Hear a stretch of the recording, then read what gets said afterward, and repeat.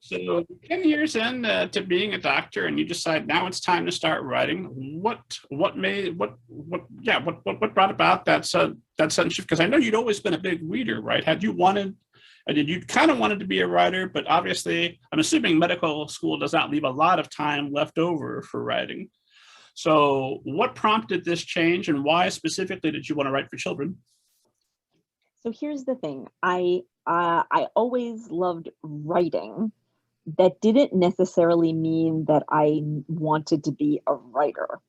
And because to me, I enjoyed the process of writing, but it wasn't necessarily linked to getting published, at least when I was younger. And then, you know, after 10 plus years of being in medicine and having kids, I poured kind of all my creative energies into the kids and like, hosting great birthday parties and stuff like that. And I kept reading. I was part of like, I think 3 different book clubs at one point, and that was wonderful. And so I've always, always, always loved books. And I didn't really think about writing them until I got to this point where I was like, I need to rekindle my creativity that isn't only about birthday parties. So I said, well, I used to love to write, why don't I like just start writing again? And for me, as somebody who has always loved school, the first thing I did was, well, how do I like take a class so that I get to be with other people and like have somebody guide me and teach me something? So my first writing classes were through writers.com, and that was great. And at first I didn't know who I wanted to write for. I thought to myself, I want to write novels. I am a novelist. I'm going to be very serious.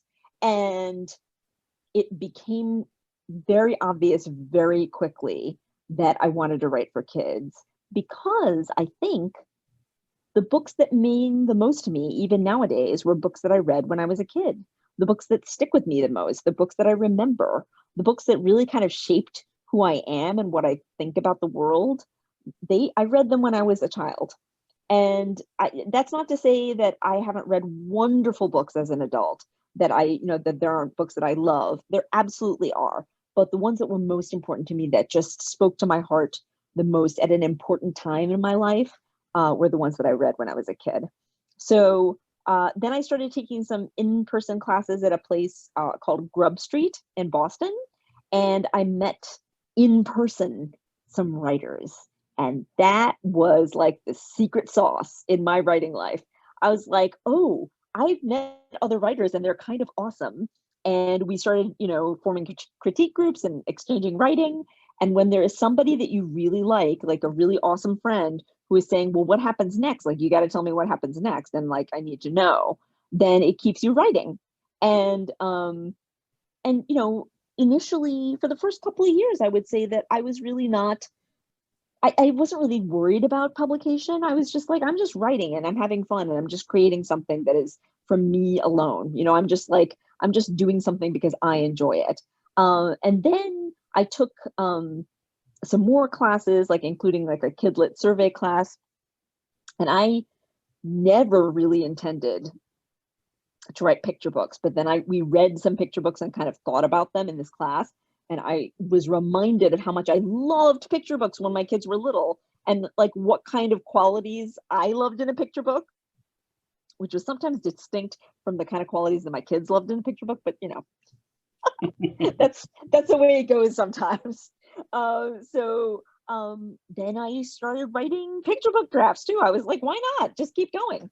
And then, as you have to hold on to that joy of writing and like why you're writing and what it gives you for a while, because the path to becoming published can be a long one.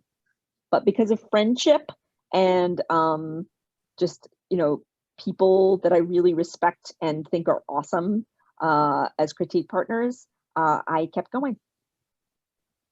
So if you've met a group of jerks, I might not be talking to you tonight. That's right. But I have to tell you, I really have yet to meet anyone in the Kidlit community who is a jerk. Everyone is pretty much like kind of wonderful and generous and, enthusiastic and, lovely and creative. I have to say that when I went to medical school and then residency and started practicing, I thought to myself, these are my people. Like, medical people are my people. We're on the same page. We have the same goal. We are all working towards the same end, which is to take care of people. And I never thought I would find a group of people like that again. And then I met writers, and I was like, oh, these are also my people. These people are awesome. We're working towards different goals, but like still have the same kind of fun attitude about it. And it's been lovely. I never expected to meet some of my best friends in my 40s.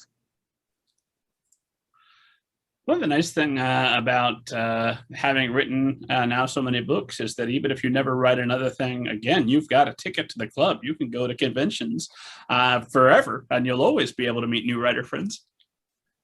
Yeah, that's right, but I need to keep writing. Well, knowing how many books you've got coming out over the next 2 years, I don't think there's any danger that you're going to slow down. But if you chose to, you've got that leeway. You're in the club. Awesome. That's good to know. They don't like kick you out of the club, right? You're still allowed in the club.